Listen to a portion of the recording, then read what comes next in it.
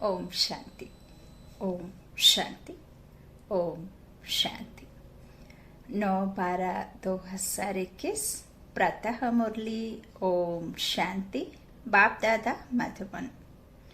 परम शिक्षक परम सतगुरु बेहद के बाप ने मुरली में कहा, मीठे बच्चे, बाप आए हैं तुम्हें राजयोग सिखलाने। बाप के सिवाय कोई भी देहधारी तुम्हें राजयोग सिखला नहीं सकता। आज के मुरली का प्रश्न है, तीव्र भक्ति करने से कौन सी प्राप्ति होती है, कौन सी नहीं। उत्तर में बाबा ने कहा, कोई तीव्र भक्ति करते हैं तो दीदार हो जाता है, बाकी सदगति तो किसी की होती नहीं, वापस कोई भी चाहता नहीं। बाप के बिना वापस कोई भी ले नहीं जा सकता। तुम इस बने बनाए ड्रामा को जानते हो। तुम्हें आत्मा का यथार्थ ज्ञान है। आत्मा ही स्वर्गवासी और नरकवासी बनती है। अब बाबा ने कहा, कोई तीव्र भक्ति करते हैं तो दीदार हो जाता है। आप तीव्र भक्ति करेंगे, दिन रात किसी की प्रतिमा के चित्र को अपने आत्मा में या अपने बुद्धि में रखेंगे, दिन रात एक के ही बारे में सोचेंगे, तो उसका आपको दीदार हो ही जाएगा। उसमें तो कोई बात है ही नहीं। हम मान लीजिए, कई बार आपने देखा होगा कि हम कोई ऐसी मूवी या ऐसा कोई घटना को देख करके सोते हैं तो फिर वो स्वप्न में भी आपको आ जाती है। तो जब हम किसी एक के ही बारे में सोचते हैं तो वही सपना बन करके हमें दिख जाता है। तो अब बाबा कहते तीव्र भक्ति करने से दीदार हो जाता है, लेकिन वो भक्ति में दीदार होने से सदगति तो नहीं हो सकती ना, कोई वापस तो जा नहीं सकता। तो बाबा कहते हैं, ले जाने वाला तो मैं ही हूँ और तुम्हें आत्मा का यथार्थ ज्ञान है। आत्मा ही स्वर्गवासी और नरकवासी बनती है। ओम शांति। रूहानी बच्चों प्रति रूहानी बाप ने ओम शांति का अर्थ भी समझाया है। ओम को अहम अर्थात मैं भी कहा जाता है। मैं आत्मा, मेरा शरीर, दो चीजें हैं। मैं अलग और आत्मा अलग। तभी तो कहते हैं ना कि एक दिन ये देह हमें छोड़ देगी, ये तो देह तो छूट ही जानी है।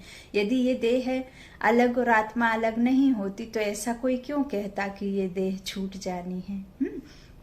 तो बाबा कहते हैं, मेरा शरीर, मेरा कहना माना आत्मा अलग है ना। ऐसे नहीं कहते ना कि मैं आत्मा मेरी, ऐसा मतलब मेरा हाथ, मेरा ये, मेरा वो, इस तरह से कहते हैं। तो दो चीजें हुई ना। तो यह आत्मा ने कहा ओम शांति, किसके द्वारा? कर्मेंद्रियों के द्वारा। अर्थात शांति मेरा स्वधर्म है, क्योंकि आत्मा सदैव अपने सद्गुणों की ही मांग करती है और सद्गुण आत्मा के हैं ही प्रेम, सुख, आनंद, शांति, शक्ति, है ना। तो आत्मा जो स्वधर्म है वही मांग करती है। शरीर के जो स्वधर्म है तो शरीर अपनी जो है सुविधाओं को, भौतिक बातों को, भौतिक चीजों को ज्यादा चाहता है ना। तो ये दोनों अलग चीजें हैं।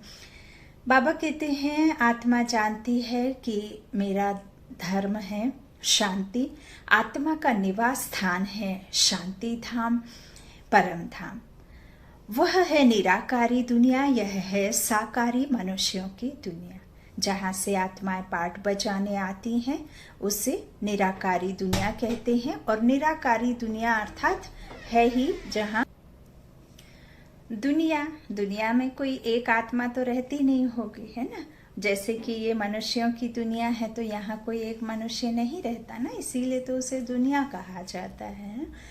तो बाबा कहते हैं, एक है निराकारी दुनिया जहाँ आत्माएं मुक्त अवस्था में रहती हैं, जहाँ कोई हलचल, कोई दुख, कोई सुख, कोई परपंच की कोई बात नहीं है, जहाँ हम महसूस कर सकते हैं, छूकर देख सकते हैं, स्थूल नेत्रों से देख सकते हैं।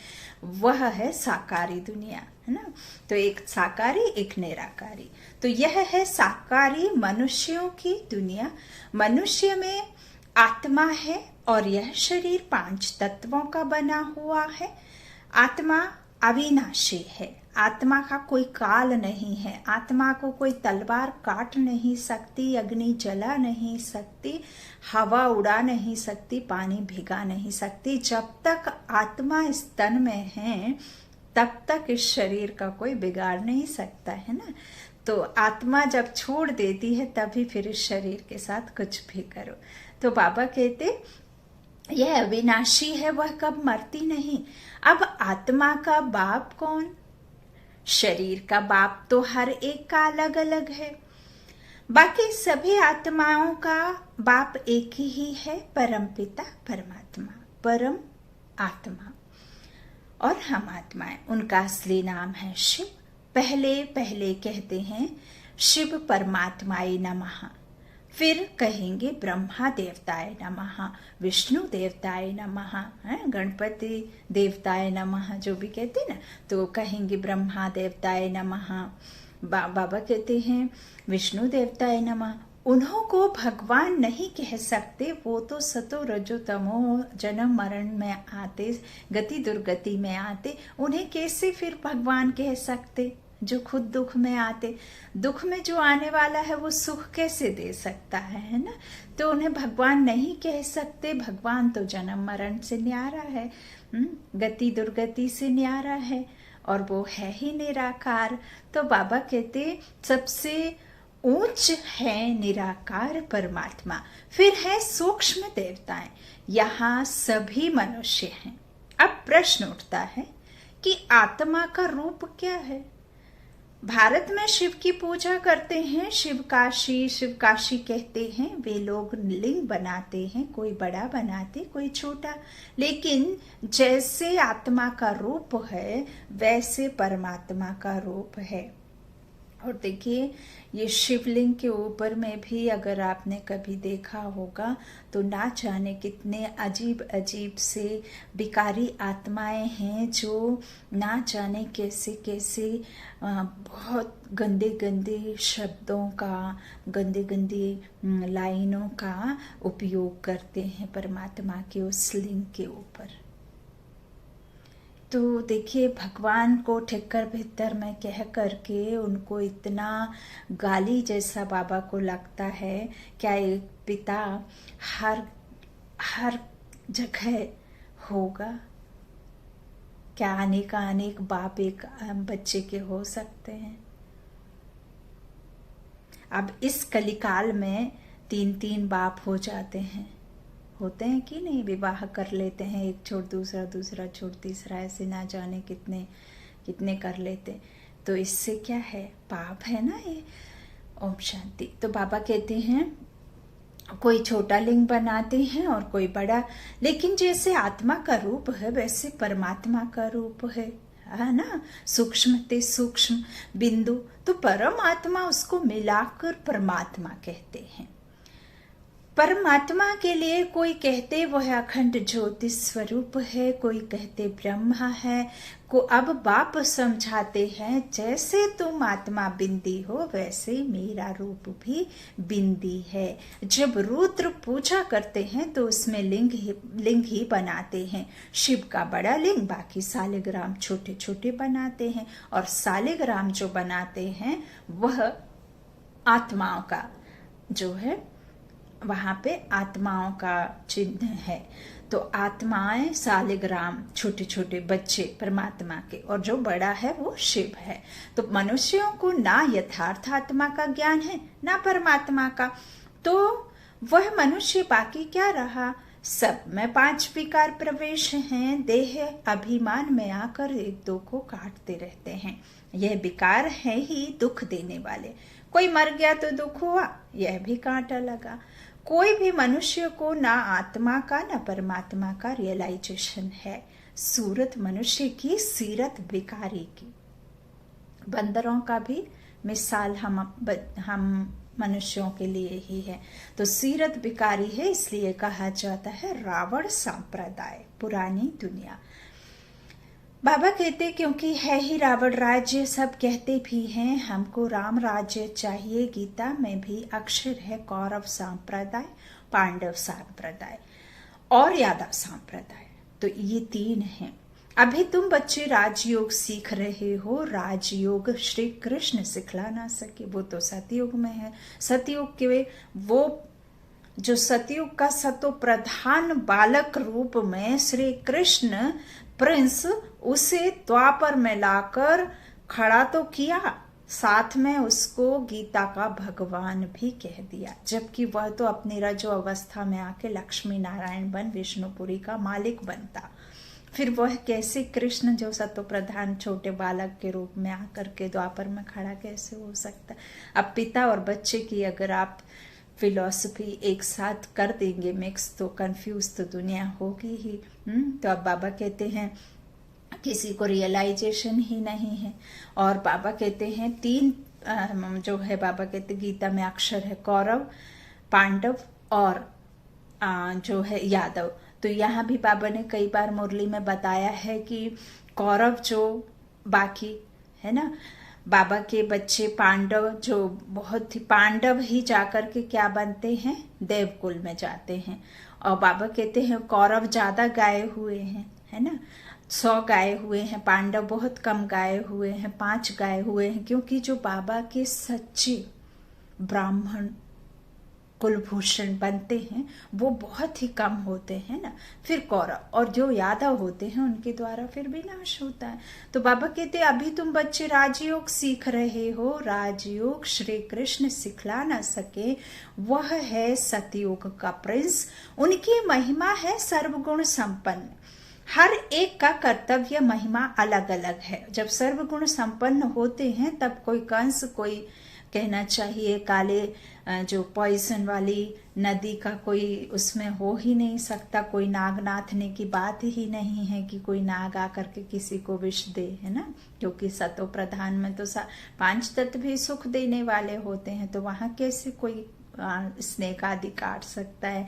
जिस संसार में जहाँ शेर और हिरण एक साथ खड़े होकर के पानी पिए, वहां पे कैसे एक दूसरे को कोई दुख दे सकता है ना, कैसे कोई जहर वाला कोई काट सकता है आपको। तो बाबा कहते वहां तो है ही सर्वगुण संपन्न। हर एक का कर्तव्य महिमा अलग अलग है। प्रेसिडेंट का कर्तव्य अलग, प्राइम मिनिस्टर का कर्तव्य अलग। अभी यह तो ऊंचे ते ऊंचा बेहद का बाप है, इसके कर्तव्य को भी मनुष्य ही जानेंगे, जानवर थोड़े ही जानेंगे। कई कई जानवरों को लेकर के कहते कि उनका क्या होगा, क्या कैसा ये। तो एक बार मम्मा से किसी ने पूछा तो मम्मा ने कहा पहले अपना तो जान लो राज, फिर उनको भी देख लेना। ऐसे तो फिर गली का स्ट्रीट डॉग भी अगर आप घर ले आए तो वो भी कहाँ गली का जूठा कचरे के डब्बे से खाता रहता है, वो भी दूध रोटी खाने लग जाता है, तो उसको भी एक मालिक मिल जाता है। तो आप पहले खुद तो मालिक बन जाओ, फिर उनको भी अपने घर में ला करके अपना कर लेना। तो पहले अपना समझ लो, फिर जानवरों का भी समझ लेना, है ना। तो मम्मा ने तो बिल्कुल सही रीति समझाया कि बाबा कहते हैं अब इनके कर्तव्य को मनुष्य ही जानेंगे। अब ऐसे कच्छ में अवतार लेकर के कच्छ तो बोल ना सके, उनको तो कर्मेंद्रियां है ही नहीं कि 5 कर्मेंद्रियां हो तो वो बोल करके। अब मछली को देख करके या कच्छ को आप मगरमच्छ को देख करके क्या समझ लेंगे कि क्या कैसा क्या दुनिया का ड्रामा है, आत्माएं कहाँ की रहने वाली हैं, आदि मध्य अंत का क्या ड्रामा है, युगों का क्या है, त्रिकालदर्शी कौन है, ये त्रिनेत्र कौन है। अब ऐसे कृष्ण को देख करके अर्जुन ने तो नहीं समझ लिया ना कि क्या है वृत्तांत, है ना। तो ये सब बातें बुद्धि से समझने की हैं। बाबा कहते हैं कर्तव्य अलग अलग हैं, जानवर थोड़े ही जानेंगे। मनुष्य जब तमो प्रधान बन जाते हैं तो 1-2 को गाली देते हैं। यह है ही पुरानी दुनिया, कलयुग। इसको नर्क कहा जाता है, विशेष वर्ल्ड कहा जाता है, छीछी दुनिया। सतयुग को वाइसलेस वर्ल्ड कहा जाता है, वहां कोई किसी को दुख नहीं देता। आत्मा इन ऑर्गन्स द्वारा कहती है हमको स्वराज्य चाहिए, और स्वराज्य अर्थात स्व पर राज्य करना। तब तो फिर लक्ष्मी नारायण को बरेंगे, है ना। अब स्व पर ही अधिकार नहीं, कर्मेंद्रियां ही वश में नहीं है, तो फिर कैसे वरने की बात हो गई। बाबा कहते हैं स्व पर राज्य प्राप्त करना, स्वराज्य अधिकारी। तो बाबा कहते हैं हमको राम राज्य चाहिए। हे पतित पावन आप आकर पावन बनाओ, शांति धाम सुख धाम में ले जाओ। बाप समझाते हैं सुख दुख का खेल बना हुआ है, माया ते हारे हार, माया ते जीते जीत। जिसकी पूजा करते हैं उनके ऑक्यूपेशन को बिल्कुल ही नहीं जानते हैं। इसको कहा जाता है अंधश्रद्धा, ब्लाइंड फेथ, अथवा गुड़ियों की पूजा। अब ये मूर्तियां हैं, वहां जाकर के हम मांगते हैं, लेकिन बिना कर्म करे तो मूर्ति आकर के आपको कुछ नहीं देता। आपको तो कर्म जो किए हैं वही उसी का मिलता है ना, कर्म प्रधान है ना। यूँ तो फिर कई बार आपके पास में कोई क्रिटिकल सिचुएशन में आपके घर में कोई पेशेंट है, आपके पास में अरबों रुपए भी हैं, लेकिन कई बार आप लाख कोशिश करने के बाद भी उस पेशेंट को बचा नहीं पाते। क्यों? और कई बार उल्टा भी होता है, कोई एक गरीब है, उसके घर में कोई बीमार है, तो उसकी क्रिटिकल सिचुएशन के बाद भी बिना पैसे लगाए, बिना कुछ धन खर्च करे भी वो वापस आ जाता है। क्योंकि देखिए यहाँ कर्म प्रधान है।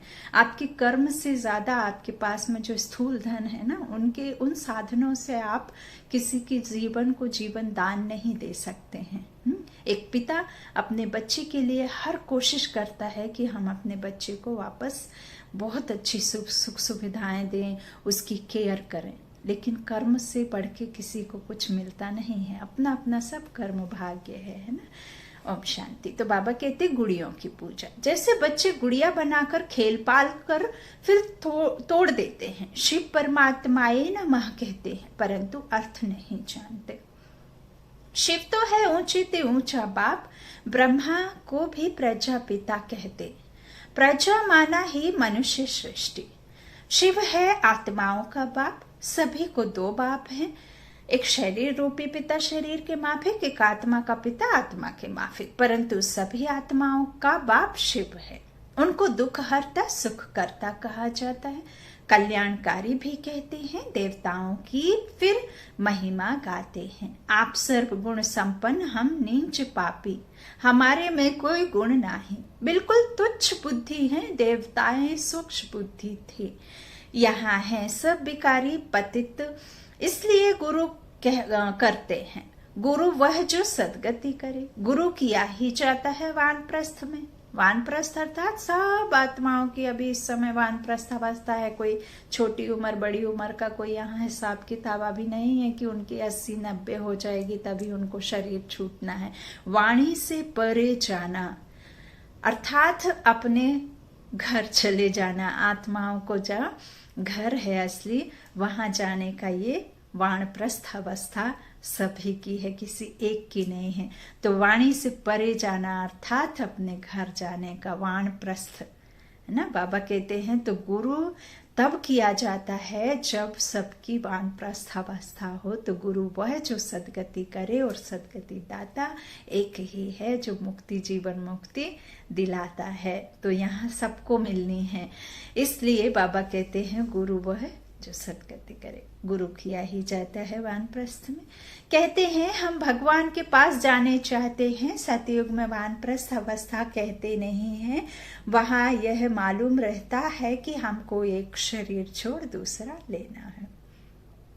यहाँ मनुष्य गुरु करते हैं मुक्ति में जाने के लिए, परंतु जाता कोई भी नहीं है। यह गुरु लोग सब भक्ति मार्ग के हैं। जब तक संसार का कल्प का ड्रामा पूरा ना हो जाए तब तक कोई भी आत्मा अपने घर वापस जा नहीं सकती, जब तक आत्माओं का पार्ट पूरा नहीं हो जाता और इस संसार के ड्रामा का साइकिल पूरा नहीं हो जाता तब तक। तो शास्त्र भी सभी भक्ति मार्ग के हैं। यह बाप समझाते हैं बाप एक ही है, वही भगवान है। मनुष्य को भगवान कैसे कह सकते?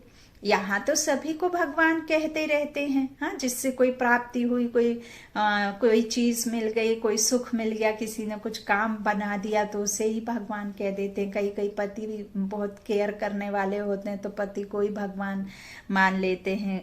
कई कई बच्चे में भगवान देखते हैं, हाँ, बच्चे के आने से घर में कुछ हो गया अच्छा तो फिर उसे ही भगवान का रूप समझ लेते। तो बाबा कहते हैं मनुष्य को कैसे कह सकते, यहाँ तो सभी को भगवान कहते रहते। गुरु भी देखो अपने पैर छुलाते, फ्लावर की वर्षा करवाते हैं, उनको भगवान कहते हैं, उनको चढ़ोतरी चढ़ाओ, ये करो वो करो। तो ये सब है शरीर के लिए, निर्वाह के लिए साधन है ना। बाबा कहते कह नहीं सकते किसी को भगवान। साईं बाबा भी भगवान, हम भी भगवान, तुम भी भगवान, पत्थर भित्तर सब में भगवान, तो पत्थर बुद्धि ठहरे ना। यदि सब में भगवान होते तो भगवान पाप करने से रोकता, इतना पाप जास्ती कैसे बढ़ जाता। और द्वापर में यदि भगवान आकर के स्थापना कराते और भगवान ही सब कुछ हर युगे युगे आकर के हर युग का विनाश और हर युग की स्थापना कराते तो इतना जास्ती पाप बढ़ता ही नहीं और ये ड्रामा कुछ और होती। इस तरह का ड्रामा तो होता ही नहीं, फिर ये ड्रामा बदली हो जाता है ना। तो बाबा कहते हैं हर कोई में कह देते हैं, तो इसीलिए पत्थर बुद्धि कहते। फिर भी जब ईश्वर को याद करते हैं भगवान को, तो बुद्धि फट से ऊपर की ओर चली जाती। साईं बाबा ने तो कभी नहीं कहा कि मैं भगवान हूँ, उसने तो इशारा हमेशा ऊपर की तरफ किया। यदि मनुष्य ने उन्हें भगवान मान लिया तो फिर किसकी क्या गलती। मीरा तो कृष्ण के प्रेम में दीवानी थी, लेकिन उसने तो नहीं कहा कि मैं जो हूँ भगवान हूँ, है। कोई भी हो तो प्रेम दीवानी थी वो। तो अभी तुम हो संगम युगी, महिमा सारे संगम युग की है। पुरुषोत्तम मास मनाते हैं ना, परंतु उसमें कोई उत्तम पुरुष बनते नहीं। पुरुषोत्तम मास में कोई उत्तम पुरुष नहीं बनते। अब पुरुष तो आत्मा है और ये प्रकृति शरीर है। तो प्रकृति शरीर है, उत्तम कैसे बने। अब संगम युग जब तक ना आए तो आत्मा कैसे बने उत्तम, है ना। तो तुम अभी मनुष्य से देवता कितने उत्तम पुरुष बनते हो। बाप कहते हैं मैं कल्प के संगम युगी भारत को पुरुषोत्तम बनाने आता हूँ। तो यह भी बच्चों को समझाया जाता है। जैसे आत्मा बिंदी है वैसे परमपिता परमात्मा भी बिंदी है। कहते हैं भ्रकुटी के बीच चमकता है अजब सितारा। आत्मा सूक्ष्म है, उनको बुद्धि से जाना जाता है, इन आंखों से देखा नहीं जा सकता। दिव्य दृष्टि से देख सकते हैं। समझो कोई तीव्र भक्ति करते हैं उससे दीदार होता है, परंतु उनसे मिला क्या, कुछ नहीं। दीदार से सदगति तो हो ना सके। सदगति दाता दुख हरता सुख करता तो एक ही बाप है। यह दुनिया ही बिकारी है, साक्षात्कार से कोई स्वर्ग में नहीं जाते। शिव की भक्ति की दीदार हुआ, फिर क्या हुआ, वापस तो बाप बिगर कोई ले जा नहीं सकते। यह है बना बनाया ड्रामा। कहते हैं बनी बनाई बन रही, परंतु अर्थ जरा भी नहीं जानते। आत्मा का भी ज्ञान नहीं है। वह तो कहते हैं हर एक आत्मा 84 लाख जन्म लेती है। अभी 84 जन्मों में ये हालत है। 84 लाख जन्म लेंगे तो कीड़े मकोड़े से भी बदतर जिंदगी हो जीनी पड़ेगी। और पहली बात तो वो संभव ही नहीं है। यह तो कल्पना भी करना माना आपको सोचना है बुद्धि से कि क्या होगा। तो उसमें एक मनुष्य जन्म दुर्लभ होता है, परंतु ऐसी कोई बात है नहीं। मनुष्य का तो बड़ा पाठ चलता है। मनुष्य ही स्वर्गवासी और मनुष्य ही नरकवासी बनते हैं। नरक यहाँ, स्वर्ग यहाँ। इसीलिए कहते हैं क्योंकि स्वर्ग भी यहाँ ही स्थापना है और नरक भी यहाँ ही है। कोई दूसरी दुनिया में स्वर्ग नरक नहीं। भारत ही सबसे ऊंच खंड था। लक्ष्मी नारायण का राज्य था। वहां तो बहुत थोड़े मनुष्य थे। एक धर्म एक मत थी, तो मत में अंतर नहीं था, तो द्वैत की बात नहीं, अद्वैत राज्य था। भारत सारे विश्व का मालिक था और कोई धर्म नहीं था। आदि सनातन देवी देवता धर्म, अहिंसा परमो धर्म कहते। फिर भी उनको भाला त्रिशूल चक्र ना जाने क्या क्या कह दिया और ना जाने किस किस का वध किया, ऐसे बता दिया। भगवान जब अहिंसा परमो धर्म, तो फिर कैसे वो किसी की हिंसा कर सकते। है ना। बाबा कहते यह है पढ़ाई। यह कौन पढ़ाता है? भगवान वाच कि मैं तुमको इस राजयोग द्वारा राजाओं को भी राजा बनाता हूँ। भगवान ने किसको गीता सुनाई? गीता से फिर क्या हुआ यह किसको मालूम नहीं है। गीता के बाद है महाभारत। गीता में राजयोग है। भगवान वाच मामेकम, याद करो तो तुम्हारे पाप भस्म होंगे। मन अभव का अर्थ ही यह है कि बाप कहते हैं तुम जो सूर्यवंशी पूज्य थे वह फिर पुजारी शूद्रवंशी बन गए हो। विराट रूप का अर्थ भी तुम बच्चे ही जानते हो। विराट रूप में जो दिखाते हैं उसमें ब्राह्मणों को गुम कर दिया है। ब्राह्मण तो बहुत गाए जाते हैं, प्रजापिता ब्रह्मा की संतान है ना। बाप ब्रह्मा द्वारा ही रचना रचते हैं, एडॉप्ट करते हैं। अब तुम हो उच्च ब्राह्मण, तुमको रचने वाला है ऊंचे ऊंचा भगवान जो सबका बाप है। ब्रह्मा का भी वह बाप है, सारी रचना का वह बाप है। बाबा कहते हैं रचना हो गई सब ब्रदर्स। वर्षा बाप से मिलता है ना कि भाई से। और ये भी जो भी भक्ति काल में है वो सब काका चाचा मामा हैं। गीता के भी सारे, रामायण के भी अलग अलग वर्शंस हैं, गीता के भी बहुत सारे वर्शंस हैं। वर्शंस में सब अलग अलग हैं। कितना जाने कितनी भाषाओं में रामायण रच डाली, ना जाने कितनी भाषाओं में महाभारत रच डाली। तो यह सब ब्रदर्स हैं, माना काका चाचा मामा से किसी को वर्षा नहीं मिलता, वो सब चाचा काका मामा है। तो रचता तो एक ही है। तो रचना हो गई सब ब्रदर्स। और वर्षा तो मिलता है बाप से, भाई से मिल ना सके। शिव जयंती भी मनाई जाती है। आज से 5000 वर्ष पहले ब्रह्मा तन में शिव बाबा आया था, देवी देवता धर्म स्थापन किया था। ब्राह्मण ही राजयोग सीख रहे थे, वह तुम अब सीख रहे हो। भारत पहले शिवालय था, शिव बाबा ने शिवालय स्वर्ग रचा और भारतवासी ही स्वर्ग में राज्य करते थे। अब कहाँ राज्य करते हैं? अब पतित दुनिया नरक है। यह कोई समझते नहीं तो हम नरकवासी हैं। कहते हैं फलाना मरा स्वर्गवासी हुआ, तो अपने को नरकवासी समझना चाहिए। बाप कहते हैं मैंने तुम बच्चों को स्वर्गवासी बनाया था। जिसको 5000 वर्ष हुए, पहले तुम बहुत साहूकार थे, सारे विश्व के मालिक थे, तो ऐसा जरूर गॉड ने ही बनाया होगा। भगवानो वाच मैं तुमको राजाओं का राजा बनाता हूं, तो जरूर राजा भी बनेंगे तो प्रजा भी बनेंगे। आधा कल्प है दिन स्वर्ग, आधा कल्प है रात नरक। भक्ति और ज्ञान की प्रालब्धि प्राप्ति। तो अब ब्रह्मा तो एक बार आएगा ना।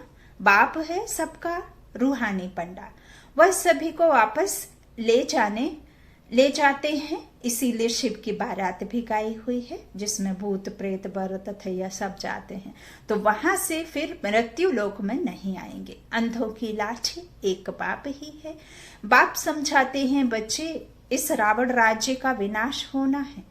यह वही महाभारत लड़ाई है। मनुष्य तो कुछ भी नहीं समझते। भारतवासी आप ही पूज्य, आप ही पुजारी बनते हैं। सीढ़ी उतरते उतरते जब देवी देवता वाम मार्ग में चले जाते हैं तो पुजारी बन जाते हैं। पहले हम सब पूज्य सूर्यवंशी थे, फिर 2 कला कम चंद्रवंशी हुए, फिर उतरते उतरते पुजारी बने हैं द्वापर से। पहले पूजा होती है शिव की, क्योंकि पहले शिवालय होते, उसको अव्यभिचारी पूजा कहा जाता है। अब बाप कहते हैं एक निराकार बाप को याद करो और कोई भी देहधारी को याद नहीं करना है। बुलाते ही हैं कि हे पतित पावन आकर हमको पावन बनाओ। तो मेरे बिगर और कोई कैसे पावन बना सकते हैं। सीढ़ी में दिखाया है कि कलयुग के अंत में क्या है। 5 तत्वों की भक्ति करते हैं साधु सन्यासी, ब्रह्म की साधना करते हैं। स्वर्ग में यह कोई भी होते नहीं। यह सारा ड्रामा भारत पर ही बना हुआ है। 84 जन्म लेंगे, यहाँ भक्ति मार्ग की कोई दंत कथाएं नहीं है। यह तो पढ़ाई है, यहाँ तो यह शिक्षा मिलती है कि एक बाप को याद करो, ब्रह्मा विष्णु शंकर को भी याद नहीं करना है, क्योंकि वह रचना है और रचना को याद करने से कुछ फायदा नहीं, सदगति नहीं होती। कोई भी देहदारी को याद नहीं करना है। तुम बच्चे भी कहते हो हमारा तो एक शिव बाबा, दूसरा ना कोई। बाप भी कहते हैं बच्चे गृहस्थ व्यवहार में रहते कमल फूल समान पवित्र बनो। पतित पावन मुझ एक बाप को ही कहते हैं, फिर मनुष्य गुरु कैसे बन सकते हैं? खुद ही वापस नहीं जा सकते तो औरों को कैसे ले जा सकते हैं? ना कोई ज्योति ज्योत में समाते हैं। सब पाठ बजाने वाले यहाँ पुनर्जन्म में हैं। तुम सब हो सजनिया, एक साजन को याद करते हो आत्मा, वह है रहम दिल लिबरेटर। यहाँ दुख है तभी तो उनको याद करते हैं। सतयुग में तो कोई भी याद नहीं करते हैं, क्योंकि वहाँ एक ही पिता होता है। फिर भक्ति में 2 हो जाते हैं, फिर संगम में 3। तो सतयुग में तो कोई याद नहीं करते हैं। बाप कहते हैं हमारा पाठ ही संगम युग पर है, बाकी युगे युगे अक्षर रॉन्ग लिख दिया है। इस कल्याणकारी पुरुषोत्तम युग का किसको भी पता नहीं है। पहली मुख्य बात है बाप को जानना, नहीं तो बाप से वर्षा कैसे लेंगे? रचना से वर्षा मिल नहीं सकता। बाप ने ब्रह्मा द्वारा अडॉप्ट किया है। मनुष्य यह नहीं जानते कि इतनी बड़ी प्रजा कैसे पैदा की होगी। प्रजापिता है ना, सरस्वती माँ है या बेटी है, यह भी किसको पता नहीं है। माँ तो तुम्हारी गुप्त है।